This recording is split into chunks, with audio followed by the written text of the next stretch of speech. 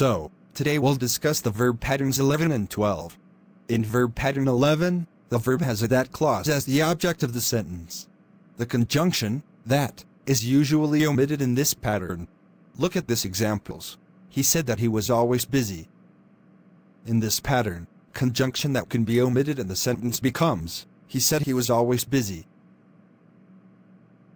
The verbs usually used are think, expect, hope, say, wish. As a general rule, when the main verb is in past tense, the verb in that clause is also in a past tense, regardless of its time reference. But when the main verb is in a present tense, the verb in the that clause may either in a present tense or in a past tense, depending on its time reference. For example, I thought she was here now. I think she is here now. I think she was here yesterday. In verb pattern 11, there are some verbs known as subjunctive verbs. Subjunctive is a form of a verb which is used to express a wish, or a desire, or a hope, or possibility, or a doubt, or uncertainty. The verbs in this category are like wish, suggest, insist, propose, demand, recommend. The verb wish used in this pattern to indicate an unfulfilled wish. The verb must always be in a past tense, which indicates unreality when the time referred to present time. But when the time referred to is past, the verb is in the past perfect tense. When the time referred to is future, would, may be used.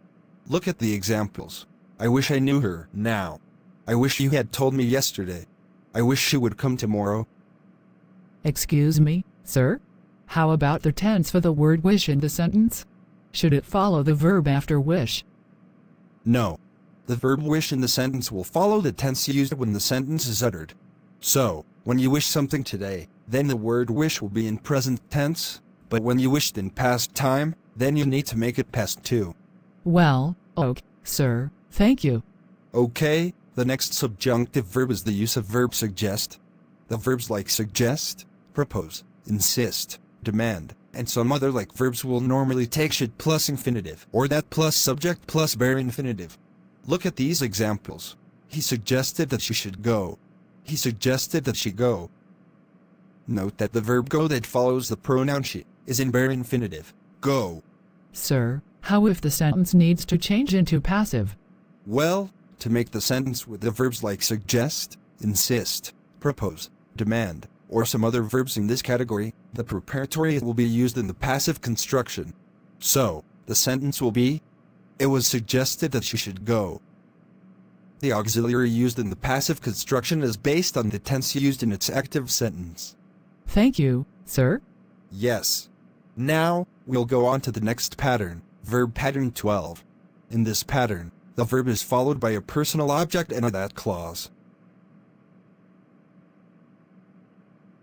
Now, look at the following examples. They told me that I was too early. They, subject, told, verb, me, object, that I was too early, that clause.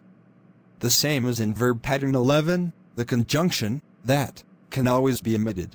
When the main verb is in past tense, the verb in that clause is usually in past tense, too.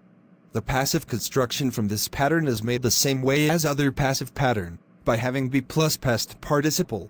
Okay, Mita, what is the passive form of the sentence they told me that I was too early?